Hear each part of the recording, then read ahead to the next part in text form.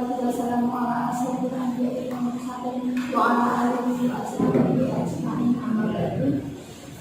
Kepada anak-anakku siswa baru SMK Muhammadiyah Dua Kali, perkenalkan, nama saya Ibu Yuni Purwanti. Pada pagi hari ini saya akan memberikan materi portasi tentang belajar efektif. Terlebih dahulu, anak-anak harus mengetahui bahwa belajar itu dilakukan oleh semua orang, dari dia masih bayi, kemudian anak kecil, remaja, dewasa, hingga orang tua. Belajar merupakan proses kegiatan yang mengarah pada perubahan pengetahuan, keterampilan, dan sikap. Perubahan ini bersifat positif, ya. Jadi kalau perubahan ini negatif, maka itu bukan merupakan proses belajar. Belajar tidak mengenal waktu, tempat, dan umur. Belajar bisa kapan saja, di mana saja, baik itu di rumah, di sekolah, di tempat kuliah, atau di tempat kerja. Semua orang harus terus belajar, karena belajar bisa mendewasakan kita.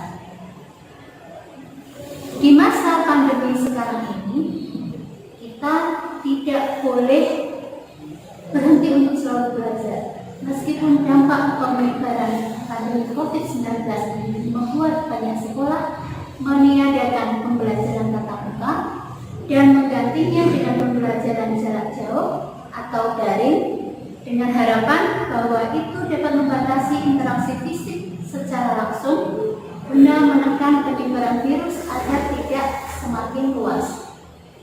Belajar secara daring tentunya memiliki tantangan tersendiri karena dianggap lebih bebas, fleksibel. Padahal siswa justru dituntut untuk lebih mandiri belajar di rumah, sehingga harus memiliki komitmen dan disiplin untuk melakukan pembelajaran. Tak kalah juga tentunya harus didukung dengan perangkat teknologi seperti gawai, yaitu HP atau laptop, serta jaringan internet yang baik. Tentu saja ini membutuhkan kuota yang besar. Keberhasilan belajar itu dipengaruhi oleh dua faktor. Yang pertama itu faktor yang berasal dari dalam diri kalian, kemudian yang kedua adalah faktor yang berasal dari luar. Untuk faktor yang berasal dari dalam diri itu terdiri dari satu, inteligensi atau kecerdasan. Jadi inteligensi seseorang itu nanti akan berpengaruh terhadap keberhasilan seseorang dalam belajar. Yang kedua, bakat. Seseorang yang berbakat dalam satu bidang itu tentu nanti akan lebih berhasil ketimbang seseorang yang kurang berbakat pada bidang tersebut. Yang ketiga, minat.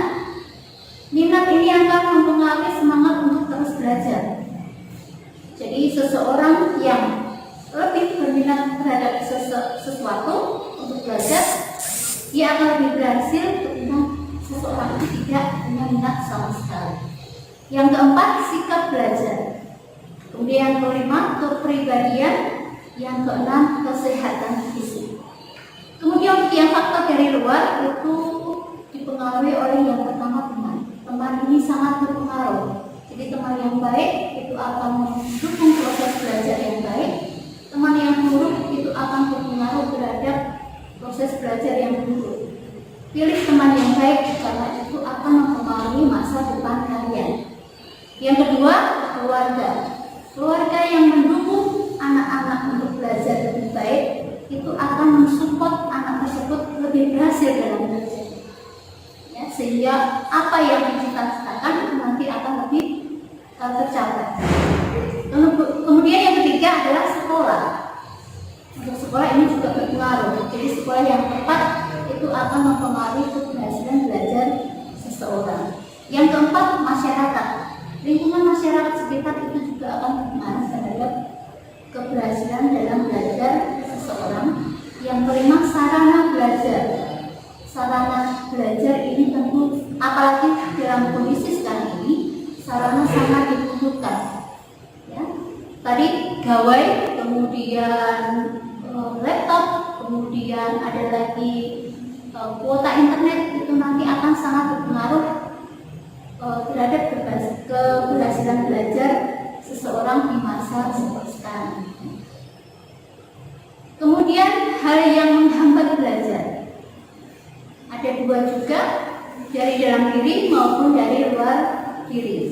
Untuk yang dari dalam sendiri itu terdiri dari yang pertama itu malas. Rasa malas ini bisa menghinggapi semua orang. Jadi kalau malas ini dilarut-larut, dibiarkan, itu nanti akan menghambat proses belajarnya. Yang kedua, suka menunda-nunda. Kalau Anda mendapatkan tugas dari guru ketika pembelajaran daring, kalau ditunda-tunda itu akan menumpuk menjadi lebih besar, kemudian menjadi beban yang luar biasa, sehingga akan membuat Anda terbebani tugas yang besar. Kemudian yang ketiga, lelah. Kemudian yang keempat, tidak mampu membagi waktu. Selanjutnya karena tidak disiplin. Kemudian tidak bisa memprioritaskan memilih kegiatan. Suka tidur. Nah ini. Kemudian yang selanjutnya itu suka main game atau warnet. Main game boleh, tetapi harus setelah Anda menyelesaikan tugas-tugas yang diberikan oleh Bapak Ibu guru. Jangan kemudian menghabiskan waktu untuk main game, tetapi tugasnya justru tertinggalkan. Selanjutnya suka main dengan teman, SMS atau telepon. Jadi Anda sering chattingan dengan teman, akhirnya mengabaikan tugas yang kalian dapatkan dari Bapak Ibu guru, itu tentu akan memberatkan sehingga menghambat belajar kalian. Selanjutnya persepsi yang keliru. Persepsi yang keliru ini terkait dengan belajar. Belajar tidak perlulah setiap hari, nanti aja kalau mau ulangan baru belajar. Itu adalah persepsi yang keliru. Kemudian dari luar, yang pertama itu yang menghambat terkadang justru dari orang tua kita sendiri. Jadi persepsi orang tua itu bisa berpengaruh menghambat belajar anak. Kemudian yang kedua, ekonomi orang tua, karena dari ekonomi nanti bisa menghambat sarana yang bisa diberikan oleh orang tua kepada anaknya. Kemudian yang ketiga, ajakan teman. Kemudian gaya hidup teman, misalnya sering jualan gitu ya. Nah, kalian bisa nanti terhambat karena ikut gaya hidup teman, nanti belajarnya akan terpengaruh. Kemudian pola budaya masyarakat itu juga berpengaruh. Kemudian media, nah ini pengaruh media sekarang sangat kuat, apalagi dalam pembelajaran daring. Itu nanti akan sangat berpengaruh terhadap proses belajar anak-anak. Kalau kalian tidak bisa membatasi pengaruh media ini, nanti Anda akan ikut larut sehingga belajar kalian akan terlewatkan. Kemudian selanjutnya melanggar tata tertib sekolah. Terus sarana belajar tidak memadai. Beberapa tips belajar efektif yang harus kalian ketahui. Yang pertama, belajar itu adalah kebutuhan. Jadi yang pertama yang harus kalian tahu, kalian harus merasa bahwa belajar itu adalah sebuah kebutuhan yang wajib. Harus dianggap bahwa gelas kalian itu sebagai gelas kosong yang nanti akan siap untuk menerima segala sesuatu. Ilmu pengetahuan itu dianggap sebagai sesuatu yang akan diisikan pada gelas kosong, yaitu diri kalian. Jadi mindsetnya tentang belajar itu harus diubah. Kalian harus tahu bahwa belajar itu karena kalian butuh, bukan karena dipaksa. Yang kedua, belajar itu dimanapun. Sekarang ini di masa pandemi, belajar bisa dilakukan di mana saja. Kalian ketika di rumah karena tidak berada di sekolah, maka posisinya kalian bisa belajar di rumah. Di rumah ini bisa di mana saja, bisa Anda sambil melakukan segala sesuatu. Tetapi belajar dimanapun ini terus jangan dianggap sebagai sesuatu yang enak gitu ya. Jadi kalau belajar, jangan kemudian Anda menempatkan diri Anda di atas tempat tidur. Kalau Anda belajarnya di atas tempat tidur, nanti bawaannya akan ngantuk, terus tidur ya. Jadi belajarlah posisinya menghadap meja dalam kondisi rapi. Kemudian jangan pakai baju tidur, tapi pakai baju yang rapi, atau mungkin malah baju untuk yang sekolah mungkin juga ya, bisa jadi itu akan membawa semangat yang lebih terhadap belajarnya. Kemudian yang ketiga, belajar sebagai kebiasaan. Kalau kalian sudah menganggap belajar itu sebagai kebiasaan, maka dalam satu hari kok tidak belajar, nanti pasti akan ada sesuatu yang kurang. Seperti halnya kalau kalian mandi misalnya. Kalian kan mandi tiap hari ya. Apa ada yang dalam satu hari tidak mandi sama sekali?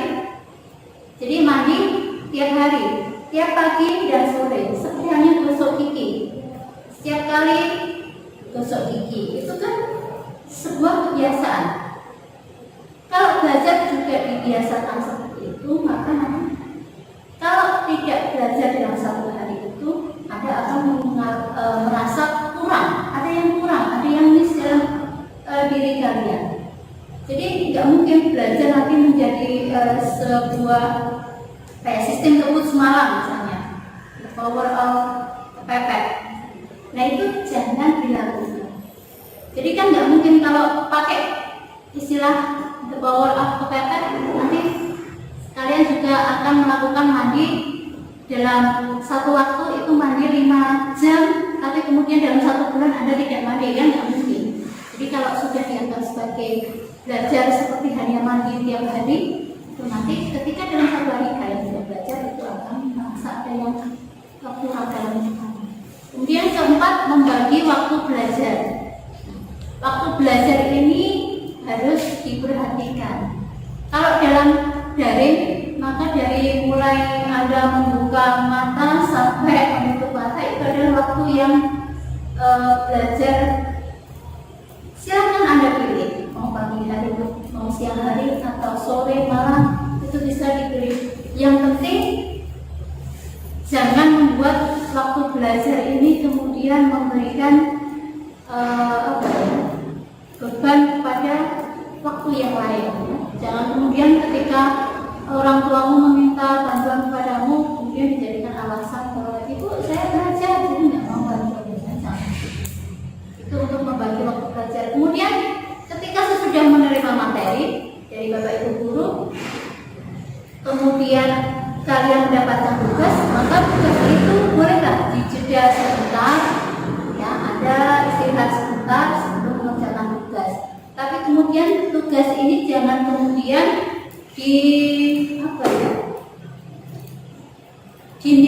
saya ditunda-tunda.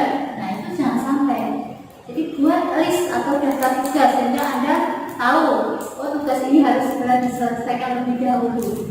Jadi tidak ada tugas yang terbengkalai, tidak menumpuk, kemudian nanti harus dikerjakan dalam satu waktu, dalam semalam sampai dini hari, sehingga esoknya kalian justru malah ngantuk.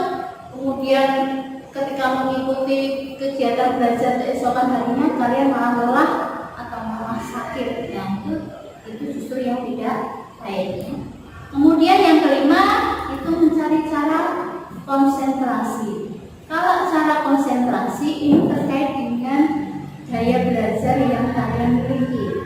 Tentu saja daya belajar ini seharusnya sudah dipahami oleh kalian masing-masing. Daya belajar ini sebenarnya banyak sekali ya. Hanya saja mungkin tiap orang itu akan berbeda-beda daya belajarnya. Ada seseorang yang belajarnya itu butuh tempat yang sepi, kemudian di dalam kamar atau ruangan tertutup, sehingga tidak ada yang mengganggu sama sekali. Ada nyamuk lewat aja dia akan mengganggu konsentrasinya. Ada yang seperti itu. Tapi ada juga yang butuh belajar itu menghadap televisi. Ada juga yang seperti itu. Atau belajarnya harus mendengarkan musik. Bisa musik pop, bisa musik Korea, atau musik rock, atau malah musik yang lain gitu ya. Itu kan terserah, yang penting semua ini bisa mendukung konsentrasi kalian dalam belajar. bukan malah mengganggu. Nah, itu bisa dilakukan, yang penting nanti bisa menunjang. Kemudian karena aktif bertanya dan ditanya.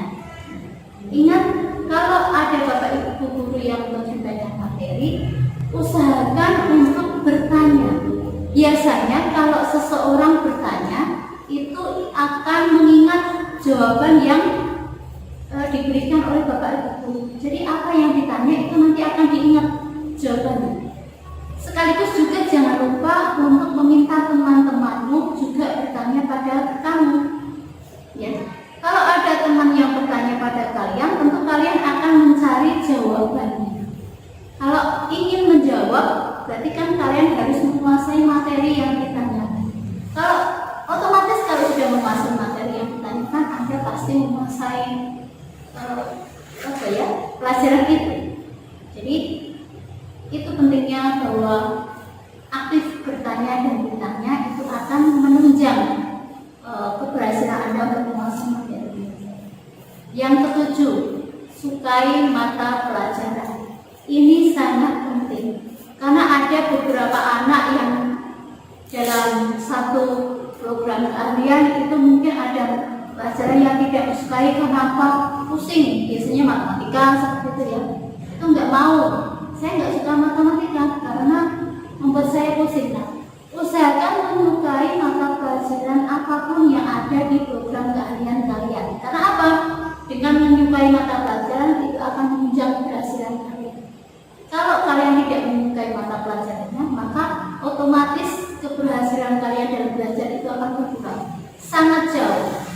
Jadi bisa dilihat nanti di rapat, kalau nilainya Kak sedikit, itu berarti biasanya paling tidak menyukai mata pelajaran yang bersangkutan.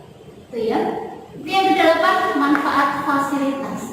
Terutama era sekarang ini, fasilitas ini sangat penting. Manfaatkan sebaik mungkin. Dalam masa pandemi, Anda pasti pegang HP untuk pembelajaran. HP ini semakin canggih itu semakin bisa memberikan manfaat yang lebih, tapi juga bisa memberikan efek negatif yang kurang juga. Jadi harus dimanfaatkan sebaik mungkin, jangan sampai fasilitas yang ada justru menjadi kekurangan kalian. Yang ke-9, coba terus. Ini harus dimaknai bahwa kalian tidak boleh putus asa. Jadi kalau seperti berbahasa bahwa kegagalan itu adalah awal dari keberhasilan. Jadi kalau sekali gagal, coba lagi, gagal lagi, coba lagi. Jangan sampai putus asa. Jadi coba terus untuk memahami sesuatu dalam belajar. Jadi kalau gagal, coba lagi. Seperti hanya kalau pohon pisang, lihat pohon pisang mau dia dirumbuhkan, mau ditebang, tetap aja tumbuh kalau dia belum berbuah.